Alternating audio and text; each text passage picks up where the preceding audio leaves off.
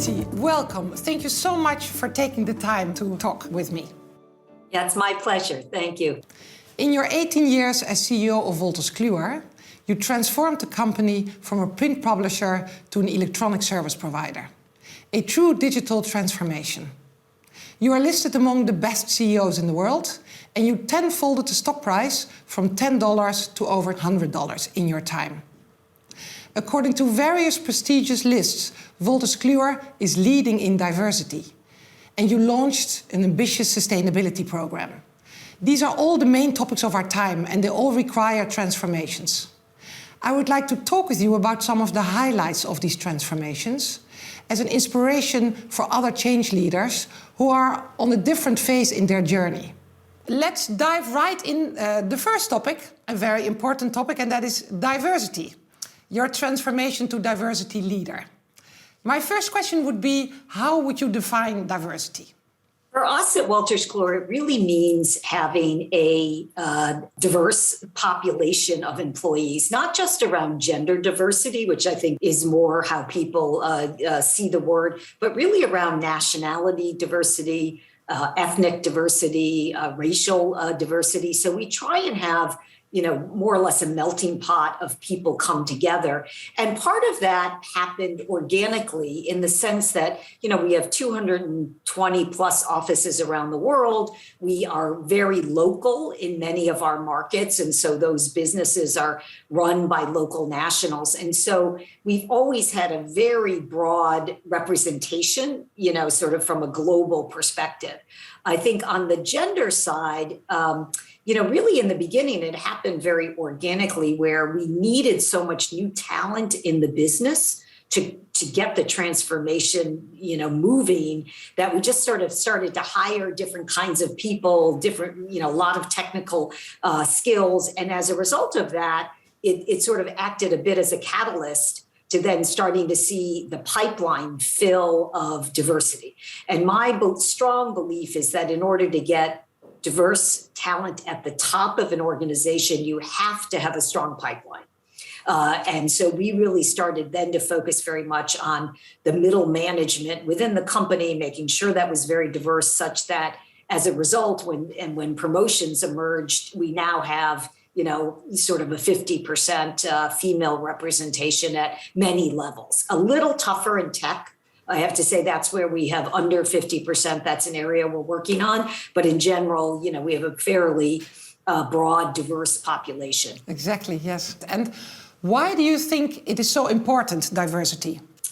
Yeah, again, this was really my own experience during the transformation, particularly in the early years, where the most diverse teams were the most creative and innovative and had the best results on almost every dimension, not just financial results, but customer feedback was very high, employee engagement was high. So all of the elements that you measure a business around, diversity, was highly correlated with that. So it made a lot of business sense to just continue to strive for diversity. And what we found is over time, it really is this flywheel where, meaning that it starts to promote itself, where people will get attracted to Wolters Kluwer because it's diverse and they can see the opportunities for themselves. And it just starts to, you have to pay attention to it, of course, but it really starts to take off once you get a critical mass of diversity. And again, not just gender diversity, but other, ethnic diversity, racial diversity, et cetera. Yeah. And I think you also said somewhere in an interview that besides that the teams just come with better results, it also represents your customers. Also in that sense, Absolutely. It's really logical. Yeah. Yes. In fact, if you look at, particularly in legal and health and tax, there's a fair, amount of female representation in all of those professions, less so in financial services. And so, that is, often you're sitting across the table from people that have common, share common characteristics with our employees. So again, it sort of perpetuates itself as you really get to that critical mass. Yeah, no, that's really good to hear. Then to take the step from the diversity and inclusion to the digital transformation, where, of course, you have the unique experience of an 18-year digital transformation time. I wanted to start at the basics here because maybe for those who don't know what Wolters Kluwer does, who are your customers and what are their needs? Because I know you're always very customer focused. Yeah, so our customers are professionals in health, tax, legal, financial services. And the common, kind of component across, because obviously they perform different functions, but the common issues that they face or challenges that they face really have been consistent over the last 18 years. They've become more accelerated, but really consistent. And the first is that they really struggle to keep up to date with new developments. And so the amount of information is just, overwhelming at this point. And they need help kind of separating what's important from what's not important. They need help to comply with the rules and regulations. And that is our area of expertise. So if you go back, in the history of the business from the 1800s to today, what we have always been known for is our expertise and our ability to curate, vast and complex information and make it digestible for our customers. And so that's the core challenge that they face. The second core challenge, which I would say really emerged in the 18 years I've been the CEO, is around the need to do more with fewer resources. And I think that's something that every executive and every business person can relate to. And so that focus on productivity became really pronounced as the internet took hold. And so if you look today, our focus on expert solutions, these solutions are really productivity tools. And so we kind of got to this place very much in part from our customers. So our customers, perform mission critical work in their various areas, and we assist them in that, with information and with tools. Yeah. And could you give an example, for example, in the health area for a doctor? What do you provide? Yeah. So one of our core sort of flagship brands is a product called UpToDate. And UpToDate is used by over 1.3 million healthcare providers around the world.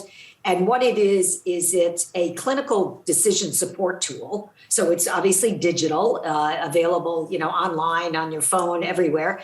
And what it helps the doctor or the nurse do is very quickly look up, a patient's symptoms, an issue that the patient is bringing for them, and it quickly helps them figure out what the diagnosis might be and then how to treat it.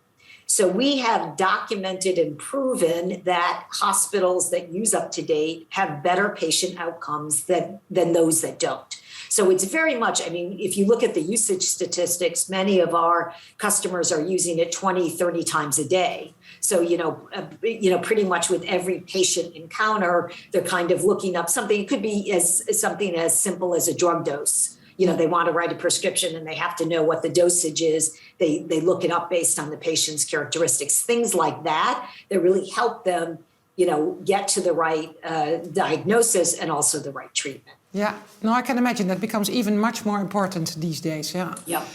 And now, if we talk about the transformation journey, could you point out whether, if you would have to divide it in different phases, what would they be? At Wolters Kluwer, we have a 3-year plan. So we have a rolling 3-year plan. And we do that as a way to constantly keep everyone focused on the key priorities. So if I take, the first 6 to say 10 years, particularly the first 6 years, that was really the period of major transformation. And when I came on board as CEO, I would say we had a burning platform at Wolters Kluwer. The company was not growing. It was struggling financially. And it was because we had been late to the internet. And as a result of that, we had to move quickly. Otherwise, I think there was real question in many people's minds about could we have stayed independent if we didn't, successfully transform. So in the first first 2 plans, so 6 years, what did we do? We did 3 things that have turned out, again, in hindsight, to be absolutely critical. The first was to make many portfolio changes. The prior strategy had been an acquisition-led strategy. So we had acquired, probably 300 businesses over, say, 20 years, and a lot of the businesses weren't core. So we shed a lot of assets. We also bought assets that represented the future, so digital assets to strengthen our core positions. So that those portfolio changes were absolutely essential to creating the market positions we have today. The second critical factor was reinvestment. We did not have a track record of product innovation. We had, again, mostly acquired our innovation, and so we really needed to reinvest in the core. So we started a plan, which we still deploy today, of reinvesting 8 to 10% of our revenues back in new and enhanced products. And that is sort of sacrosanct at the company. We've held that investment even during periods like the global financial crisis or the pandemic, because we recognize how critical it is to have that continuous stream of new and enhanced products. So that was priority 2. And then, of course, the third area that was very critical was talent. So at the time, we didn't have a lot of digital skills and technology skills. And so it's interesting today, our largest group of employees are technical people. And back in 2003, we had very few. And so that talent transformation was also pretty critical. So that was really, the first sort of 2, plans. So 6 years, what I would call very heavy lift, in the sense that required a lot of hard work on everybody's part to kind of get the transformation happening. And then sort of the second phase was really around, solidifying the product quality and beginning the transformation around expert solutions. So we had to become, not just a digital provider, but a provider of the best digital products. So today we have the best products in the market. We measure net promoter scores, which is a way to judge, are your customers really satisfied with your products? And we set out a goal that we would have, very high net promoter scores relative to competition. So that second phase was around, high quality digital products, beginning to build out the expert solutions that our customers need in the marketplace, and then really, kind of professionalizing our sales and marketing. We had been a very product-centric company. We obviously did have sales and marketing efforts, but it was not at the level it needed to be in order to get us, fit for the future. So that was the second phase of the transformation. And then today, the company's never been in better shape than it is today. And today it's all about really accelerating the growth of expert solutions, driving cloud adoption, and again, driving, a lot more around digital marketing, because that really represents sort of the future of how we'll interact with our customars. So I would say the first, 6 to 10 years were the toughest, right? It's because when you start a transformation, what our experience was, and I think it's pretty common, is there's a lot of disbelief in the beginning. People don't see the results. And this was true for even, for years, because we're a recurring model. So you don't often see in the financial results that it's succeeding. So it really requires this incredibly strong commitment on part of, the team to believe in what we're doing, even when it's hard for others to see that it's working. And so I was very fortunate to work with a group of people that had that belief. And, we sort of stuck with it. And then, obviously, over time, you begin to see, yes, it's working. So the first few years are the toughest, because you don't see yet, kind of the success in the financial results. Yeah, exactly. And you say to deep dive a bit on that period, and to start with your last comment on you were lucky enough to have a team. I'm not sure you were only lucky. I'm sure something else happened. So I'm really interested. How did you get the shareholders along? While, as you said, the financial results were pretty flat, 6 to 10 years. Yeah. And you invested an enormous amount of money.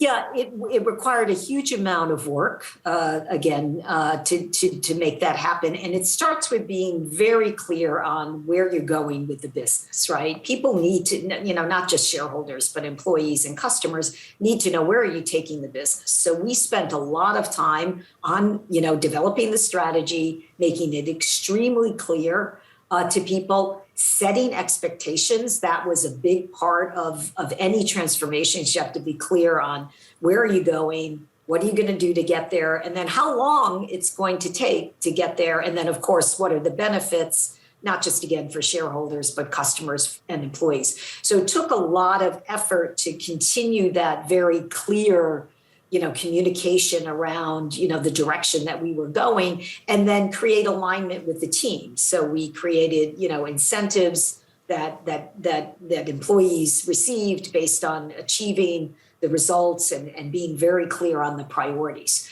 So I would say the strategy is critical. Execution, of course, is everything, because without execution, you don't get the results. But having that very simple strategy with clear priorities was probably very, very key, particularly in the beginning, before you start to see some of the results happen. Yeah.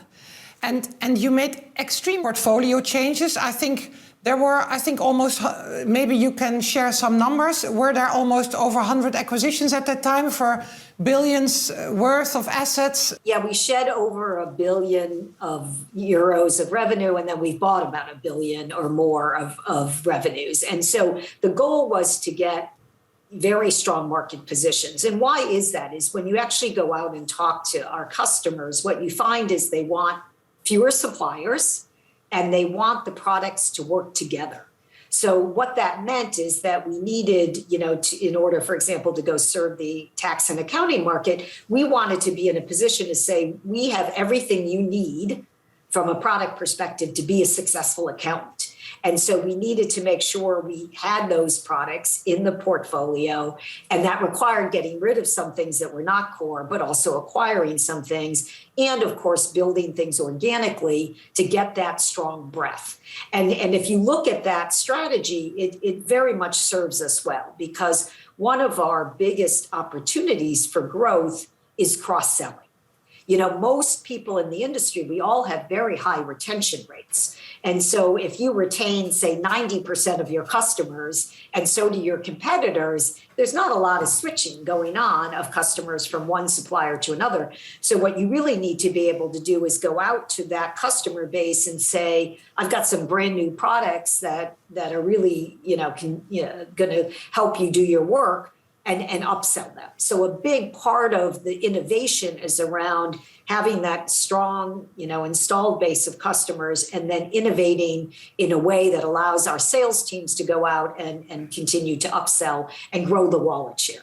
So growing wallet share is far more significant as a driver of growth than just acquiring new logos. We still need to acquire new logos, but it's a large part around this cross-selling. And that really requires the focus, again, on understanding customer needs and then driving innovation around what you hear from customers. Yeah. And in that first phase, talking about customers, how did you make sure that you stayed close to customers and made the relevant stuff? Yeah, again, that happens, so we do a 3-year plan that represents the corporate focus, but then every year within each of our business units, we do a rolling annual plan. And in that annual plan, part of the goal of all the units is to talk to customers. I mean, we talk to customers every day. Our innovation process, so we have a very clear process that all the units follow in terms of how to innovate. And in that innovation process, it starts from day one with getting customers working hand in hand with us. So the voice of the customer is really at every stage of how we conduct business, from ideation to development, as well as just in our overall strategic thinking, making sure we understand where markets are going. So because we do this rolling annual plan, we always have a lot of information on customers. We look at net promoter scores frequently throughout the year to make sure that, we're staying ahead of competition from a product quality perspective. So we have a lot of ways that we stay close to customers. No, that's extremely important, and not everyone does that. And then I think also you test, you have a process, quite agile process to test products with customers. Yes. So in fact, that's one of the things we did a number of years ago is we moved our software development to an agile process. And we work on what we call minimum viable products. So we start ideating early, and then we work in 2-week sprints, is what they call in the development world. And then we take it back out to customers, refine it. And so by the time we actually get to launch, it still can be a 2 to 3 year process. Don't get me wrong. These products are very complex to build. But by the time we get to launch, not only do we have beta customers, but we also generally have early adopters who are paying already to use the product. And so that whole process has allowed us to get more product concepts in the funnel, but to rationalize them more quickly. So you don't get all the way to market and then find out you've built something that customers won't pay for. And so that really was a crucial change, during the transformation to get better at innovation. And so one of the questions I often get asked from shareholders is, well, is 8 to 10% reinvestment enough? Why not 15%? And the reason we believe still that 8 to 10% reinvestment back in the business is enough is that we're getting more, sort of bang for our buck around development. So for every euro that we're investing now, we're getting more productivity from a development perspective. And that is because of this process that we deployed. And every unit follows that process such that, we can look across the enterprise and kind of have a good sense of where we're driving innovation. Yeah, and that also then means that you don't, that things are being stopped or being killed in those first 2-3 years, and not being lingered on for years and years. Yeah. That's also what we sometimes see, that pilots start and then they linger on, and it's sometimes difficult to close them again, to stop them. Yeah. It doesn't mean that you're wildly successful on day one, but it does mean that you definitely lower your failure rate. Yeah. And that's part of, again, getting more productivity out of your development dollars. And so that's been a very important, process that we've deployed going back now probably 10 years. Yeah. And also going back to that first phase is... I can imagine that you also got more customer insights because you moved from print to online. Yes. What did that do to the business? Yeah, that is such a remarkable element of the transformation, which makes it really exciting because in the print world, you'd spend all this time developing a product and you kind of throw it over the wall, so to speak, but you really didn't even really understand what customers were doing with the product. In the digital world, we have tremendous usage statistics. And so what we can do is not only from a marketing perspective, figure out certain bundles that customers will likely want to buy because the products are kind of linked together. But very importantly, we use it as a source of innovation because, these professions are highly complex professions. So it allows us to know that, okay, if a lawyer is looking at something in security law in a certain area, they're likely trying to solve, a certain topic. And so we can guide them. We can provide them with more insights. You may want to look at this. You may want to look at that. We can provide them with certain workflow tools. So those usage statistics are really critical for getting insights into actually what customers are doing with the products. Yeah, no, absolutely. And that's a completely, a huge benefit, right, from being digital that did not exist in the analog world. Yeah. If we go back to that first phase, what we often see with clients is that, for example, then a pilot has been run, it has been a customer test and some internal people have been trained. But then to turn that pilot into something that scales and then it becomes the main activity, of the organization, could you describe the steps that you have taken? Yeah, so it starts, first and foremost by understanding what customers want and what they are willing to pay for. Because sometimes those two things are not always the same. And so in the beginning, we did struggle with digital products, right? We didn't always have the best products. Sometimes the products missed the mark in terms of what they were accomplishing. And so it started very much, really going market segment by market segment, looking at what was our offering. How did it compare with competition? Were we gaining, share or not? Were customers happy with the products or not? And then this is where the hard work comes in, very much setting out what we call product roadmaps. So for all of our products of any, size, we have 3-year product roadmaps where we have identified the enhancements that we're going to make to continue to improve that product. And that has led us to, again, be in a position today with very high quality products in the segments that we operate in and very high net promoter scores. But it takes time and it takes a lot of work with your customers. I think the biggest part of the transformation that we haven't talked that much about, but it was critical, was we went from a world where people made individual contributions. An editor was working by themselves or maybe with an outside author. We went from that type of environment to a team environment. Today, all the work we do is in a team.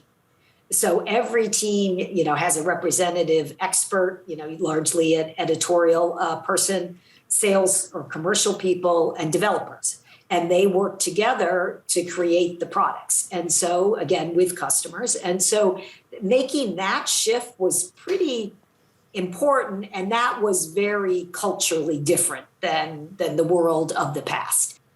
And when did that working in teams start?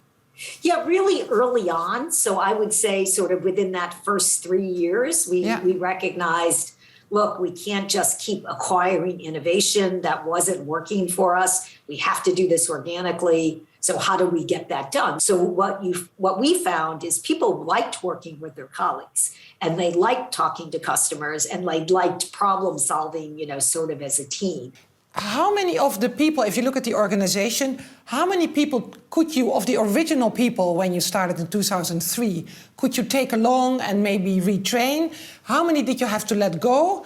And how many new talents did you attract? Yeah, I would say at the senior levels, so say the top 500 people, we switched out about 60% of them, did not, either because they didn't have the skill set or they didn't align around, where we were headed with business. So, but that occurred pretty early within the first 3 years.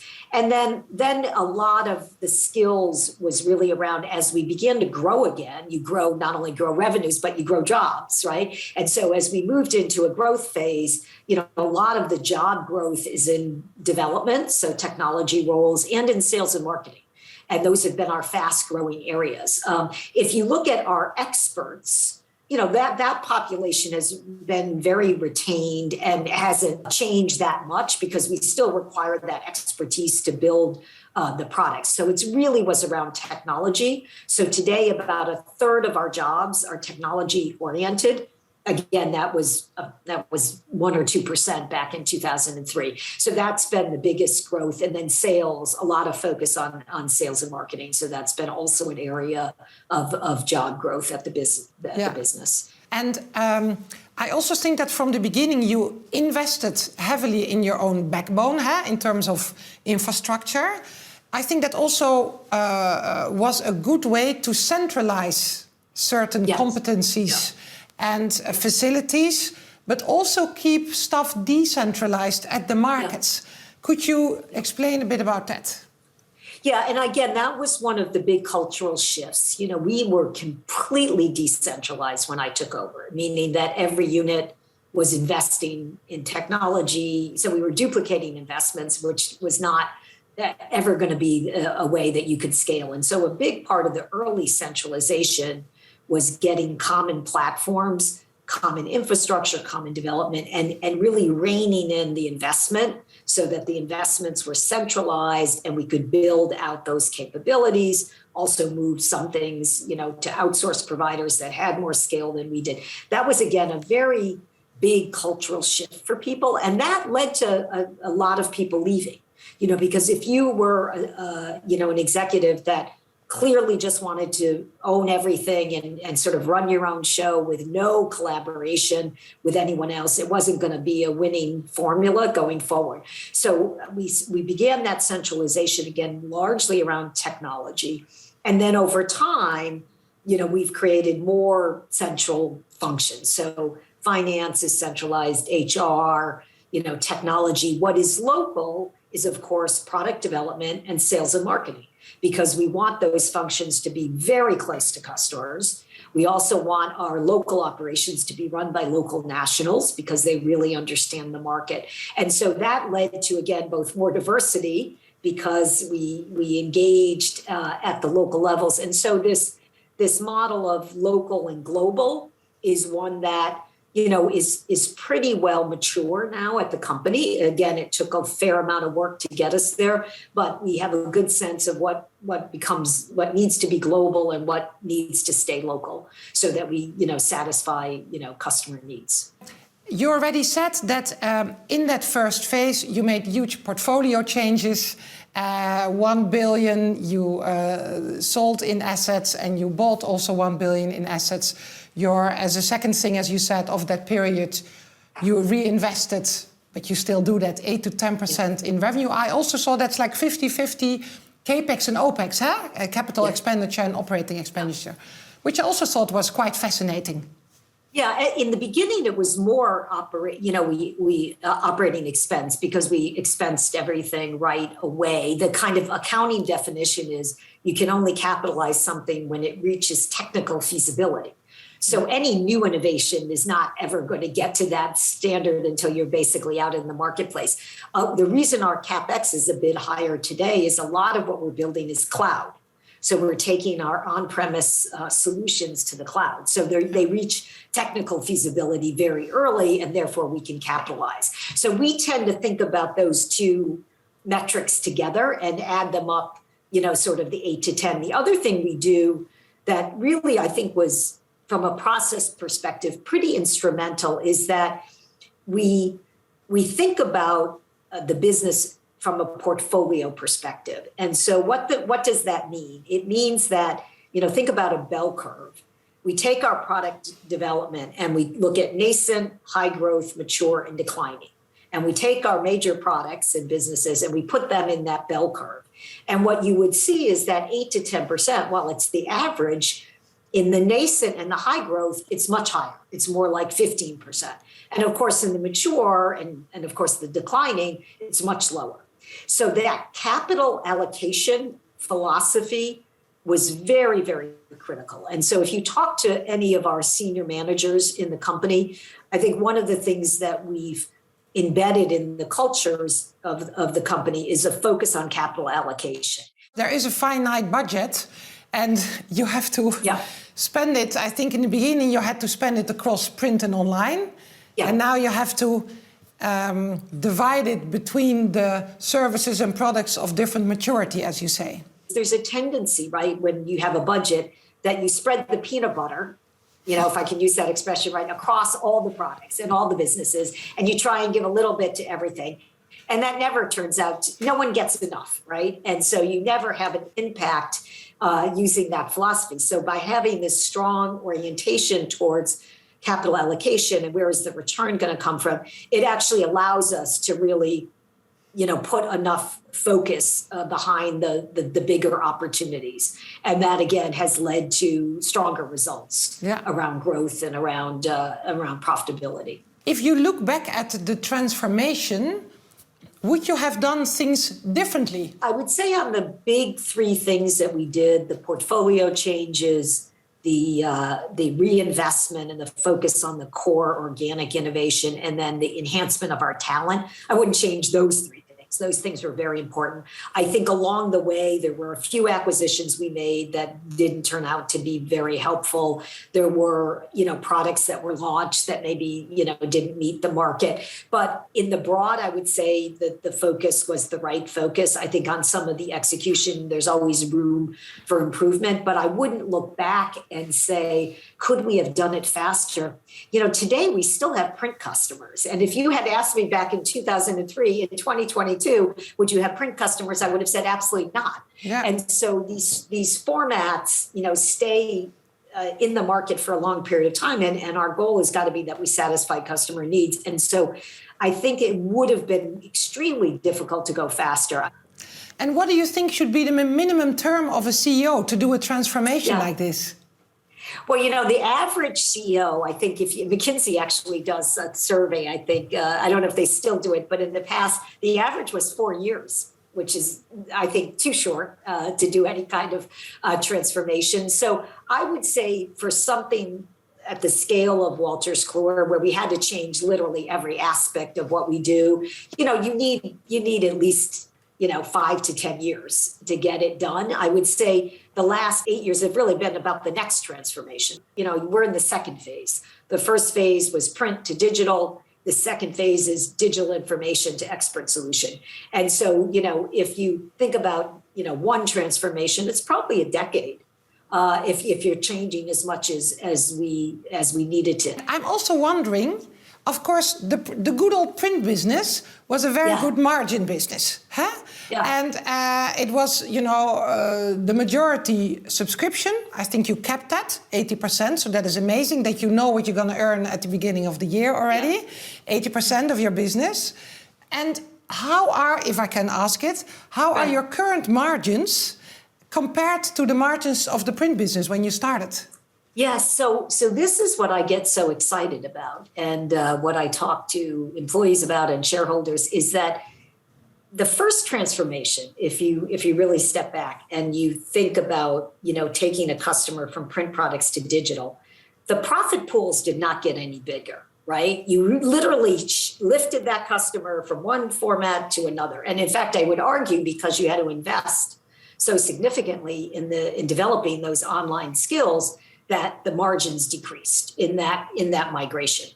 It had to happen because the company wouldn't have survived if we didn't, but it wasn't a margin play per se. If you look at this next transformation, what's really exciting is if you look at expert solution products, when they are at scale, they have significant margins. Why is that? These are critical must-have products that are heavily renewed. So an information product, maybe you renew at sort of a rate of 85, 87%. An expert solution, you're renewing well above 90%.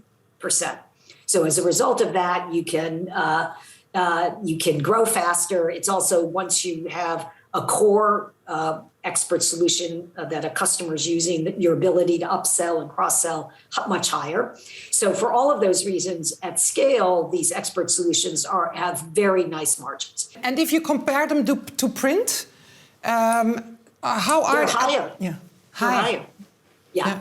No, they weren't always in the beginning. When you're not at scale, it's not higher. Yeah. But when you get to that scale, meaning you have a critical mass of customers using the product, they're higher than print. And now the last topic, your transformation to a sustainability leader. Yes. Because you have started the program Engage. Maybe you could share some main elements of that program.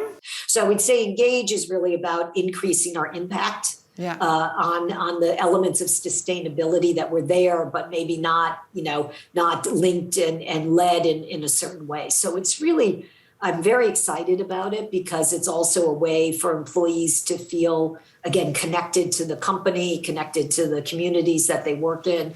And I think it's important, my sense is that for us as business leaders to tackle climate and change, and it's going to require intensive collaboration, right, between business and governments and other, NGOs to kind of really tackle this. I don't think anyone can do it by themselves. And so I think what I see around the world is business leaders kind of stepping up and making a bigger contribution. And I think that is absolutely needed. Looking at the future, how do you make sure that you keep on being a growth-focused, innovative, fast-learning company?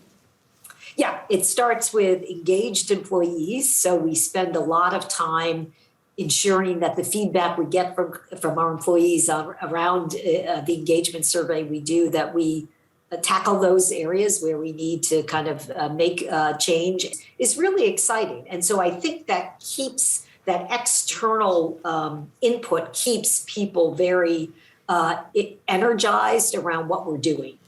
Well, I think the way that you drive this, your energy to make this impact and to engage everyone is the best example.